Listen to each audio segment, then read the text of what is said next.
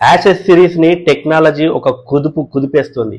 ఇప్పటికే ప్లేయర్స్ మధ్య heated conversations జరుగుతుండగా ఈ టెక్నాలజీ కూడా ఆ మంటలకు ఇంకింత ఆజ్యం పోసింది.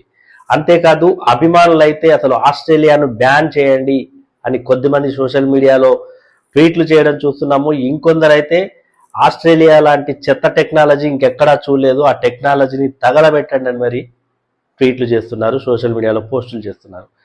అసలు యాషెస్ సిరీస్ ని కుదిపేస్తున్న ఆ టెక్నాలజీ ఏంటి, ఎందుకు ప్లేయర్స్ కూడా అసహనానికి గురవుతున్నారు, అభిమానులు కూడా ఫైర్ అవుతున్నారు, ఆ డీటెయిల్స్ చూద్దాం. Welcome to Crick my show, నేను డివిఆర్. సో యాషెస్ సిరీస్ లో ఇప్పటికే 2 టెస్టులు ఆస్ట్రేలియా గెలిచింది. 3వ టెస్ట్ మ్యాచ్ అడిలైడ్ లో జరుగుతోంది. మరి అడిలైడ్ లో జరుగుతున్నటువంటి 3వ టెస్ట్ మ్యాచ్ లో ఆస్ట్రేలియా ఫస్ట్ ఇన్నింగ్స్ లో 370 రన్స్ కి ఆల్అౌట్ అయింది. అయితే డే 1 ఈ స్నికోమీటర్ వివాదం జరిగింది.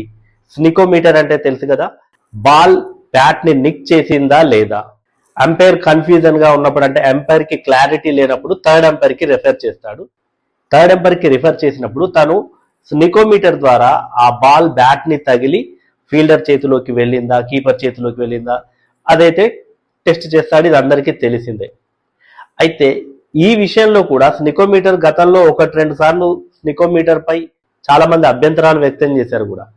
అట్లాంటిది ఈ యాషెస్ సిరీస్ లో అయితే మరీ దారుణంగా విఫలమైంది ఈ స్నికోమీటర్ టెక్నాలజీ. ఇంతకీ ఏం జరిగిందంటే, ఆస్ట్రేలియా బ్యాటింగ్ చేస్తున్నప్పుడు ఇన్నింగ్స్ 63వ ఓవర్లో England bowler Josh tongue bowling వేస్తున్నాడు, అలెక్స్ క్యారీ బ్యాటింగ్ చేస్తున్నాడు. అప్పటికి అలెక్స్ క్యారీ 22 రన్స్ మీద.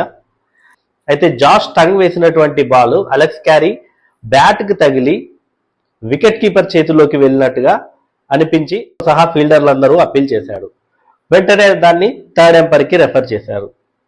మరి థర్డ్ ఎంపైర్ కి రెఫర్ చేసినప్పుడు ఆ బాల్ బ్యాట్ ని పాస్ కాకముందే, ఆ బాల్ బ్యాట్ ని తగలక ముందే స్పైక్ అనేది వచ్చింది ఆ స్నికోమీటర్ లో. మరి ఇది చాలా వింతగా అనిపించింది థర్డ్ ఎంపైర్ కి కానీ, ఆ రీప్లే చూస్తున్న వాళ్ళందరికీ కానీ. బాల్ తగలక ముందే ఎలా ఆ స్పైక్ అనేది వచ్చింది అన్నది ఎవరికి అర్థం కాలే. కానీ అంపైర్ ఏం చేశాడంటే దాన్ని నాట్అవుట్ గా ప్రకటించాడు. ఎందుకంటే అంపైర్ ఏం చేశాడంటే దాన్ని నాట్అవుట్ గా ప్రకటించాడు. దానికి తను చెప్పింది ఏంటంటే బ్యాట్ కింది నుంచి బాల్ వెళ్ళింది కానీ తగలలేదు, రెండింటికి మధ్య గ్యాప్ ఉంది అని తేల్చేశాడు. సో ఆ తర్వాత అలెక్స్ క్యారీ సెంచరీ చేశాడు, అది వేరే విషయం. 106 రన్స్ చేసి అవుట్ అయ్యాడు. సీన్ కట్ చేస్తే డే 2 కూడా అదే వివాదం జరిగింది. అలాంటి వివాదమే స్నికోమీటర్ విషయంలో. ఈసారి ఏమైందంటే England batter Jamie Smith batting చేస్తున్నాడు. Australia captain Pat Cummins bowling వేశాడు.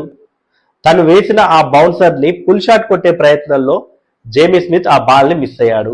అయితే ఆ బాల్ బ్యాట్ ని తగిలి స్లిప్ లో ఉన్నటువంటి కవాజా చేతుల్లోకి వెళ్లి పడింది. దీంతో ఫీల్డర్లంతా అప్పీల్ చేశారు. అంపైర్ మళ్ళీ దాన్ని థర్డ్ ఎంపైర్ కి రెఫర్ చేశాడు. థర్డ్ ఎంపైర్ చూసినప్పుడు ఈసారి ఏమైందంటే బాల్ బ్యాట్ కంటే కొంచెం దూరంగా ఉండటం క్లియర్ గా కనిపిస్తుంది రీప్లేలో. కానీ బ్యాట్ ని పాస్ అయిన తర్వాత స్నికోమీటర్ లో స్పైక్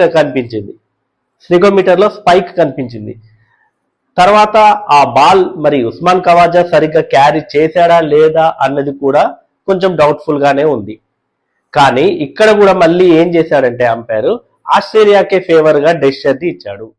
ఆ బాల్ బ్యాట్ ని తగిలిందని అక్కడ స్పైక్ కనిపిస్తుంది కాబట్టి కవాజా కూడా క్యాచ్ ని తీసుకున్నాడని భావించి థర్డ్ అంపైర్ దాన్ని అవుట్ గా ప్రకటించాడు. దీంతో అసలు అక్కడ నాన్ స్ట్రైకర్ ఎండ్ లో ఉన్నటువంటి కెప్టెన్ బెన్ స్టోక్స్ కానివ్వండి, జేమీ స్మిత్ కానివ్వండి, చాలా చాలా ఫ్రస్ట్రేట్ అయ్యారు ఆ డెసిషన్ కి.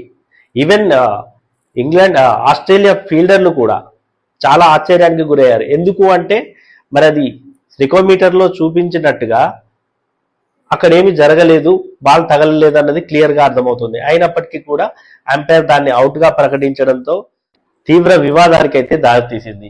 ఇక సోషల్ మీడియాలో అయితే ప్రతి ఒక్కరు కూడా దీని గురించి, క్రికెట్ అభిమానులు ఎవరైతే ఉంటారో ఆస్ట్రేలియా క్రికెట్ అయితే విమర్శిస్తున్నారు. ఆస్ట్రేలియా ఎప్పుడు కూడా ఇట్లా చీట్ చేసి క్రికెట్ ఆడుతుంది, సో వాళ్ళు వాడుతున్నటువంటి ఆ టెక్నాలజీ కూడా చాలా థర్డ్ క్లాస్ టెక్నాలజీ వాడుతున్నారు, ఆ టెక్నాలజీని తగలబెట్టండి అని కూడా విమర్శలు చేస్తున్నారు. ఈవెన్ మిచెల్ స్టార్క్ కూడా అక్కడ స్టంప్ మైక్ లో క్లియర్ గా వినిపించింది. మిచెల్ స్టార్క్ కూడా అది అవుట్ కాదు అని నమ్ముతున్నట్టుగా, అసలు ఈ చెత్త టెక్నాలజీ ఉంది అని మాట్లాడుతున్నట్టుగా అయితే మనకి తెలిసింది. అయితే దీనికి సంబంధించి స్నికోమీటర్ ఆపరేటర్ కూడా అపాలజీ చెప్పాడు. ఎందుకు అంటే ఈ రివ్యూకి వెళ్ళినప్పుడు తాను ఏం చేశాడంటే ఒక స్టంప్ మైక్ కి బదులు మరో స్టంప్ మైక్ ని సెలెక్ట్ చేసుకున్నాడంట. అంటే ఈ వాయిస్ ప్రాసెస్ చేసే క్రమంలో సో దానికి తను అపాలజీ చెప్తున్నట్టయితే ప్రకటించాడు. అయితే దీని విషయంలో కూడా England bowling coach David seeker అయితే తీవ్ర అసహనం వ్యక్తం చేశాడు. సో ఈ టెక్నాలజీ పై కూడా డౌట్ పడాల్సిన అవసరం ఉందని చెప్పాడు డేవిడ్ సేకర్. సో మొత్తానికైతే యాషెస్ ని ఈ స్నికోమీటర్ వివాదం అయితే ఇప్పట్లో వదిలేటట్టు లేదు. ఇంగ్లాండ్ మాజీ క్రికెటర్లు కూడా దీనిపై దుమ్మెత్తిపోస్తున్నారు. సోషల్ మీడియాలో కూడా దీనిపైనే చర్చ నడుస్తుంది. మరి ఇది ఎక్కడి వరకు దారితీస్తుందో చూడాలి. ఐసీసీఐ స్నికోమీటర్ విషయంలో ఎటువంటి నిబంధనలు తీసుకొస్తుంది, ఇంకా ఏమైనా టెక్నాలజీ వాడకం విషయంలో కొత్త రూల్స్ ఏమైనా పెడుతుందో అనేది చూడాలి.